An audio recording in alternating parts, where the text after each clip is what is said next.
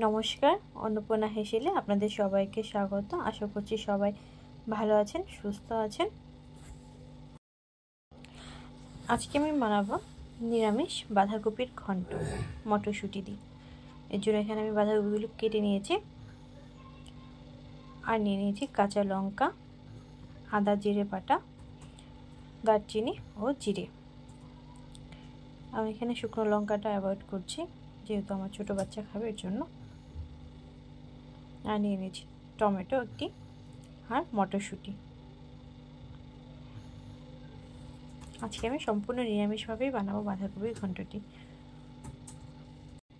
আর নিয়ে নিয়েছি এখানে দুটি বড় সাইজের আলু। আমাদের বাঙালিদের আলু ছাড়া কিছুই চলে না, হোক বিরিয়ানি হোক বা ঘন্ট। এবার আমি কড়াইটি গরম বসিয়ে দিব।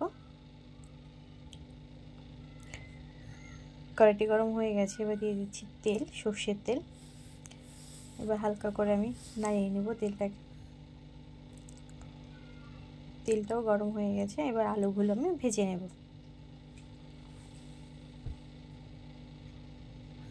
এবার কেটে রাখা আলুগুলো দিয়ে দিচ্ছি।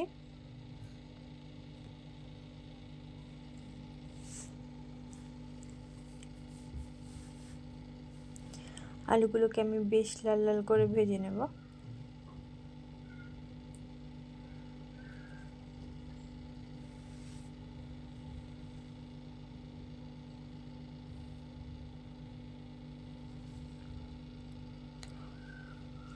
আলুগুলোকে হালকা একটু নেড়ে এবার আমি এখানে দিয়ে দিব হাফ চামচ নুন ও হাফ চামচ হলুদ গুঁড়ো। এবার আমি খুন্তির সাহায্যে আলুগুলোকে একটু ভালো করে নেড়ে নেব। আর আলুগুলোকে খুব ভালো করে ভেজে নেব যাতে আলুগুলো ভাজার মধ্যে পুরোপুরি কুক হয়ে যায়। এর জন্য আমি আলুগুলোকে একটু ঢেকে ভালো করে ভেজে নেব। এবার আলুগুলো আমি ঢাকা দিয়ে দিচ্ছি।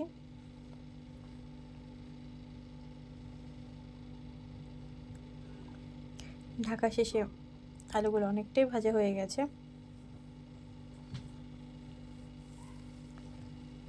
এবার আমি এখানে দিয়ে দিব মটরশুঁটিগুলো। আপনারা অনেকেই আছেন যারা মটরশুঁটিগুলো পরে রান্নার সময় দেন। আমি যেহেতু এখানে ফ্রোজেন মটরশুঁটি ইউজ করছি, তাই এখানে আমি মটরশুঁটিগুলো হালকা একটু ভেজে নেব, এতে টেস্টটা খুব দারুণ হয় খেতে। আপনারা চাইলে নর্মাল মটরশুঁটিটাও একটু হালকা ভেজে নিতে পারেন।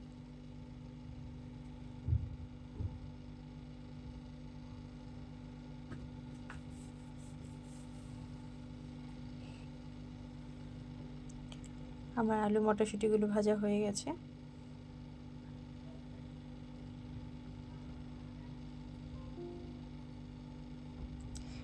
এবার আমি আলু আর মটরশুঁটিটা নামিয়ে নিব।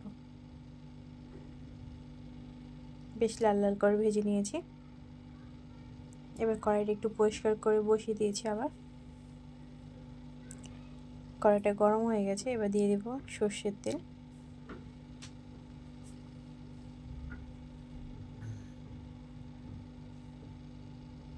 এবার খুন্তির সাহায্যে একটু নেড়ে নেব।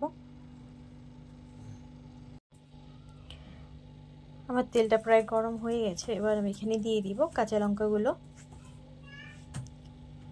আর ফোড়নে দিয়ে দিব জিরে। যেহেতু আমার ছোটো বাচ্চা খাবে, তাই এখানে আমি শুকনো লঙ্কাটা অ্যাভয়েড করছি।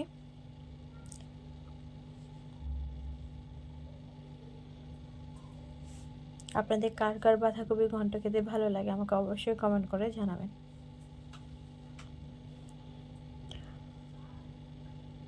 আর এখানে দিয়ে দিব বেটে রাখা আদা জিরে।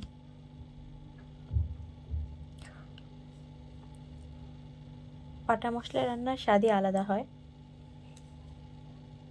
এবার ভালো করে মশলাটা আমি কষিয়ে নিব।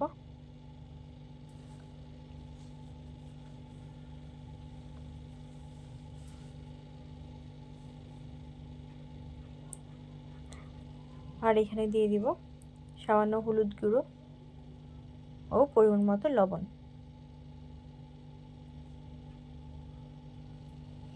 আপনাদের কার কার বাটা মশলায় রান্না খেতে ভালো লাগে আপনারা অবশ্যই কমেন্ট করে জানাবেন।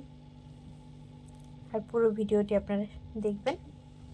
আর যারা এখনো চ্যানেলটি সাবস্ক্রাইব করেননি তারা সাবস্ক্রাইব করে দেবেন, ভালো লাগলে একটি লাইক করে দেবেন,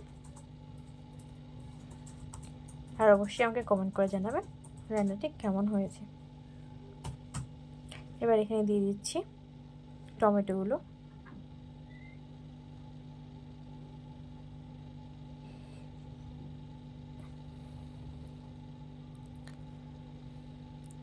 মশলাটা আমার কষে গেছে, এবার দিয়ে দেবো কেটে রাখা বাঁধাকপিগুলো। অনেকে বাঁধাকপিটা একটু ভাপিয়ে রান্না করে, আমি সাধারণত যখন সিজনাল হয় তখন ভাপিয়ে রান্না করি না, সিজনাল ছাড়া যদি হয় তাহলে ভাপিয়ে রান্না করি।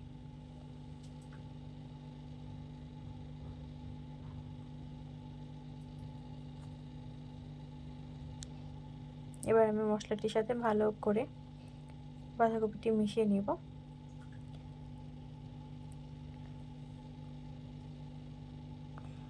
এবার বাকি অর্ধেকটা বাঁধাকপি দিয়ে দিব।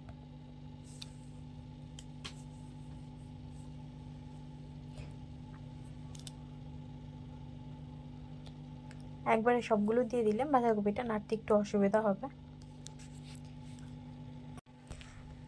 আর রান্নার সময় বাঁধাকপিটা অনেকটা মনে হলেও খানিকক্ষণ পর এটা অনেকটা কমে যাবে। এবার আমি ভালো করে বাঁধাকপিটি মিশিয়ে নেব মশলাটির সাথে। এবার আমি ঢেকে 5 মিনিটের মতো রান্না করব। দেখুন এখন অনেকটাই কমে গেছে। এবার আমি নিয়ে নেব।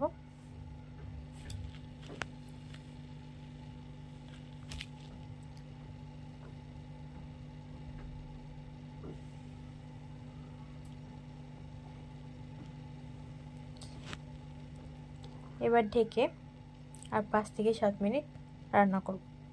এখানে বাঁধাকপি ঘন্টে আমি একটু জল ইউজ করিনি।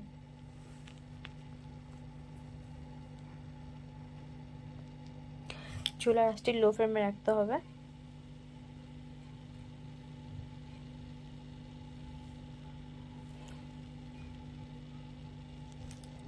আমার বাঁধাকপিটি প্রায় অনেকটাই সেদ্ধ হয়ে এসেছে। এবার আমি একটু ভালো করে এটাকে নাড়িয়ে নেব। আর এখানে দিয়ে দিব ভেজে রাখা আলু আর মটরশুঁটিগুলো।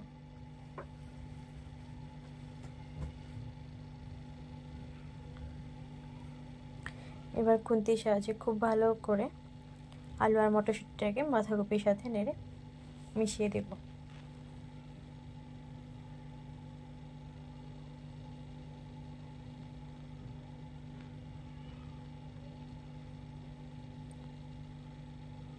এখন আর আমি ঢেকে রান্না করব না, এখন আমি লো ফ্লেমে রেখে 3 থেকে 4 মিনিট এমনি বাঁধাকপিটাকে রান্না করব।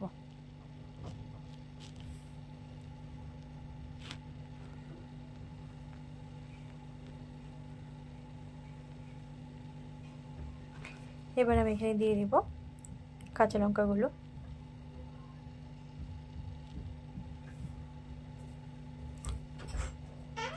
লঙ্কাগুলো আগে দিয়ে দিলে একটু ঝাল হয়ে যাবে, বাচ্চাদের খেতে একটু অসুবিধা হবে, তাই আমি এখানে লাস্টে ব্যবহার করছি।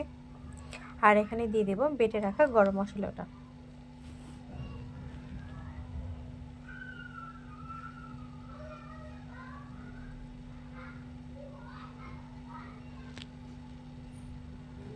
এবার খুন্তির সাহায্যে খুব ভালো করে মিশিয়ে নেব।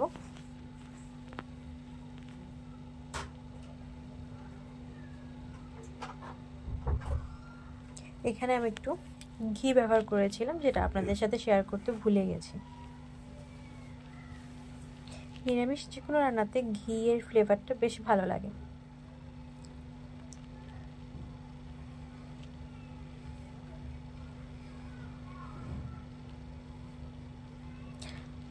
আপনাদের কার কেমন পছন্দ বাঁধাকপির ঘন্ট আমাকে অবশ্যই কমেন্ট করে জানাবেন। আর নামানোর আগে দিয়ে দেবো সামান্য পরিমাণে চিনি।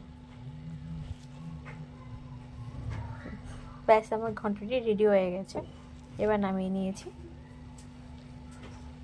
ভিডিওটি ভালো লাগলে অবশ্যই একটি লাইক করবেন আর চ্যানেলটি সাবস্ক্রাইব